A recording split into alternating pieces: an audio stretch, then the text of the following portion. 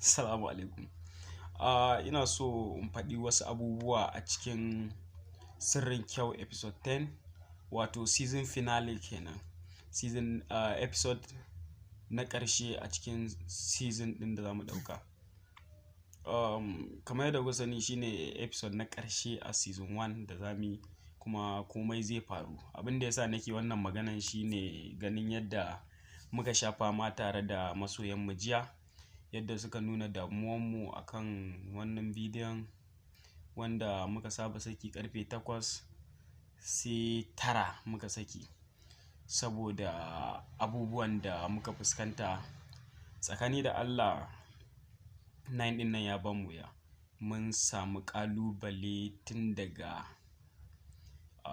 rubuta script ɗin, an zauna an yi muhawara, an tattauna da mutane wayanda suna da basira sosai a harkar, kuma da wani fannin mukan samun malamai akan tambayoyi a wasu abubuwa da sauransu. Haka aka dinga yi sai da aka rubuta wajen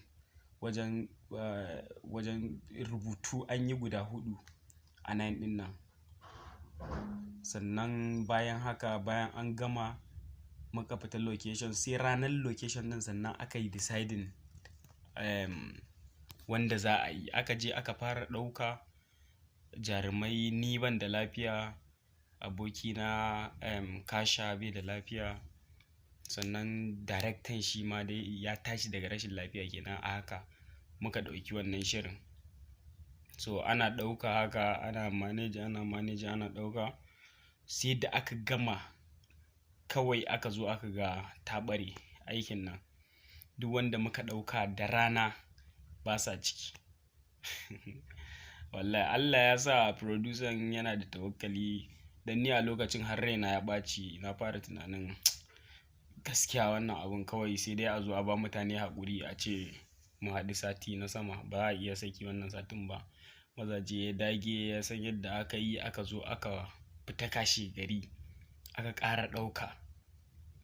Bayan wannan aka zo editing mu na Katsina, aka tura mai da kuɗin mota ya dawo. Sannan da ya dawo kuma unguwar da ta fi kowace unguwa samun wuta a Kaduna ranar ba su da wuta. Dan a Najeriya da duk unguwar da aka ce wuta za ta yi kwana 3 ba ta motsa ba, ka ga unguwar ana samun wuta kenan. To ana yin haka a unguwar, amma ranar tun daga safe har zuwa dare ba wuta a rana. Haka muka ɗauki kayan aiki muka je wata unguwa ta masana'antoci ne haka, su ma suna samun wuta sosai. Muna zuwa babu.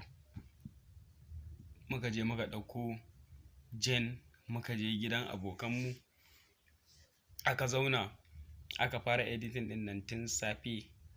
Muna zaune ana yin wannan abin har wajen 8 saura minti 5 sannan ya gama exporting.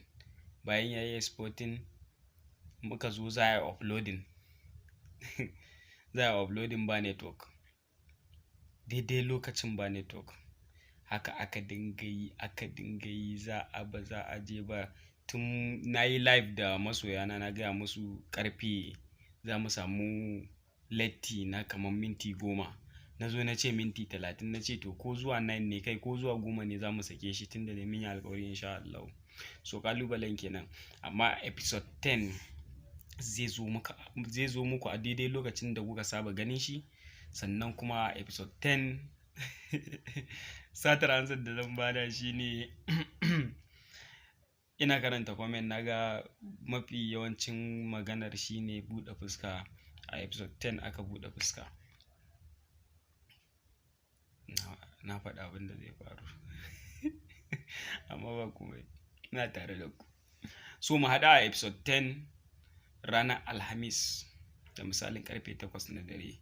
Mu kwana lafiya.